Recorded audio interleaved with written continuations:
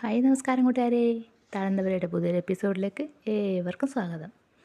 ചീനച്ചട്ടിപ്പോറിന് അപ്പം ഉണ്ടാക്കാൻ വേണ്ടിയിട്ട് കുറേ ലൈവിൽ പോയപ്പോൾ ആൾക്കാർ പറഞ്ഞിട്ടുണ്ടായിരുന്നു എന്നോട്. ചീനച്ചട്ടിപ്പോറിന് അപ്പം എന്താണെന്നില്ല അവർക്കറിയില്ല. അപ്പോൾ അതുകൊണ്ട് അതെന്തെന്നൊന്ന് ചുട്ട് കാണിച്ചു തരണം എന്നുള്ളത്. അപ്പോൾ അങ്ങനെയാണ് നമ്മളെ ചീനച്ചട്ടിപ്പോറിന് അപ്പം ഞാനിന്ന് ഉണ്ടാക്കിയിട്ടുള്ളത്. ഇതിന് വേണ്ടിയിട്ട് പച്ചരി, തേങ്ങ, ജീരകം ഇത്ര പോലെ അരച്ചെടുത്തതിന് ശേഷം അതിലത്തേക്ക് പച്ചമുളക്, സവാള, കറിവേപ്പിലെല്ലാം ഇട്ടിട്ട് നന്നായി ഇളക്കി എടുത്തതിന് ശേഷം നമ്മളെ ചീനച്ചട്ടിയിലേക്ക് ഒഴിച്ചെടുക്കുന്ന അപ്പാണിത്. അപ്പോൾ നമുക്ക് വീഡിയോ കാണാം. ഇനിയിപ്പോൾ നമ്മുടെ ചീനച്ചട്ടി പോരാൻ വേണ്ടി ഞാൻ ചീനച്ചട്ടി അടുപ്പത്ത് വെച്ചിട്ടുണ്ടായിരുന്നു. നന്നായി ചൂടായി വന്നിട്ടുണ്ട്. അതിലേക്ക് നമ്മൾ ഒഴിൽ കൊടുത്തിട്ടുണ്ട്. നന്നായി ചൂടായി വരുമ്പോൾ നമ്മൾ അരിമാവ് അങ്ങനെ ഒഴിച്ച് കൊടുക്കാം. നമ്മൾ വലിയ കയ്യിലാണെങ്കിൽ ഒരു 1-1.5 സ്പൂൺ ഒഴിച്ചാൽ മതി. ചെറുതെങ്കിൽ ഒരു 2 കയ്യിൽ ഒഴിച്ച് കൊടുക്കാം. എന്നിട്ട് അതിൻ്റെ നടുഭാഗം ഇങ്ങനെ ഒന്ന് ചുറ്റിച്ചെടുക്കണം. എന്താ വെച്ചാൽ നടുഭാഗം വെന്ത് കിട്ടാൻ കുറച്ചും ബുദ്ധിമുട്ടായിരിക്കും. ഇത് കുറച്ച് കട്ടി കൂടുതലായാൽ ഇതൊന്ന് അടച്ച് വെച്ച് നമുക്കിതിനെ വേവിച്ചെടുക്കാം. ഒരു പകുതി വന്നതിന് ശേഷം നമുക്കിതിനെ തിരിച്ചിട്ട് കൊടുക്കണം. എന്താ വെച്ചാൽ ഇതിൻ്റെ നടുഭാഗം വേകാൻ വേണ്ടിയിട്ടാണ്. ഇത് പച്ചരി മാത്രം വെച്ച് ചെയ്യുന്നത് കൊണ്ട് അങ്ങനെ പെട്ടെന്ന് നടുഭാഗം വെന്ത് കിട്ടില്ല.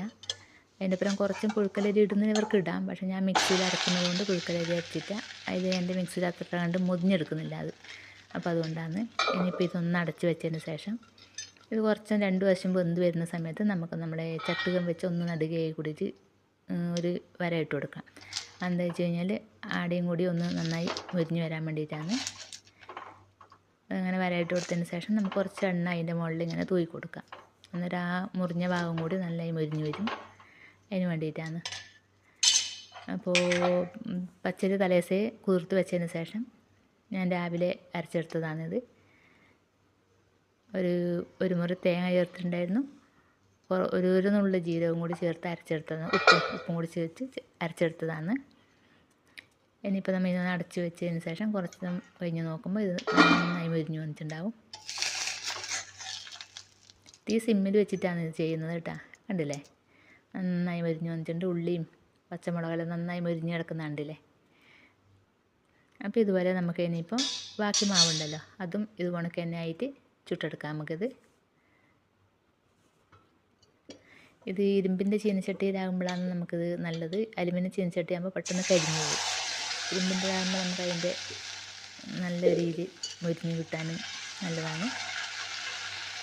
നടുഭാഗത്ത് ഇങ്ങനെ കുറച്ചും ചുറ്റിച്ചെടുക്കണം, അല്ലെങ്കിൽ അതിൻ്റെ നടുഭാഗം കട്ടി കൂടിപ്പോകും, വെന്ത് വരില്ല. അത് നല്ല വൃത്തിയിലായിട്ട് അപ്പോൾ ഇന്നും കൂടി ഒന്ന് നമ്മൾ ചുട്ടെടുക്കാം. അങ്ങനെ നമ്മളെ ചീനച്ചട്ടി പോർന്ന അപ്പോൾ എല്ലാം ചുട്ടെടുത്തിട്ടുണ്ട്. കണ്ടില്ലേ, നല്ല മൊരിഞ്ഞതുകൊണ്ട് മൊരിയാത്തതുകൊണ്ട് അത് നമുക്ക് ഏത് ടേസ്റ്റിലാണെന്ന് വേണ്ടത് വെച്ചാൽ അത്ര ഓരോ സമയം നമ്മൾ അടുപ്പത്ത് വെച്ചാൽ മതി. മൊരിയാത്തത് വേണമെങ്കിൽ അങ്ങനെ കുറച്ചും വേഗം ചുട്ടെടുക്കാം. ഇത് മൊരിഞ്ഞത് അപ്പുറമില്ല. കണ്ടില്ലേ. അപ്പോൾ കറികളൊന്നും കൂട്ടാതെ നല്ല പാല് കഴിക്കാൻ പറ്റുന്ന ഒരു അപ്പമാണിത്. അപ്പോൾ നിങ്ങൾക്ക് വീഡിയോ ഇഷ്ടമായെങ്കിൽ ഒന്ന് ലൈക്ക് അടിച്ചോളൂ. നിങ്ങൾ ഉണ്ടാക്കി നോക്കിയിട്ട് എങ്ങനെ ഉണ്ടായിരുന്നതിലെ കൂടി കമൻറ്റിലൂടെ പറഞ്ഞോളൂ കേട്ടോ. അപ്പോൾ അടുത്തൊരു വീഡിയോയുമായി കാണും വരെ എല്ലാവർക്കും ബൈ ബൈ.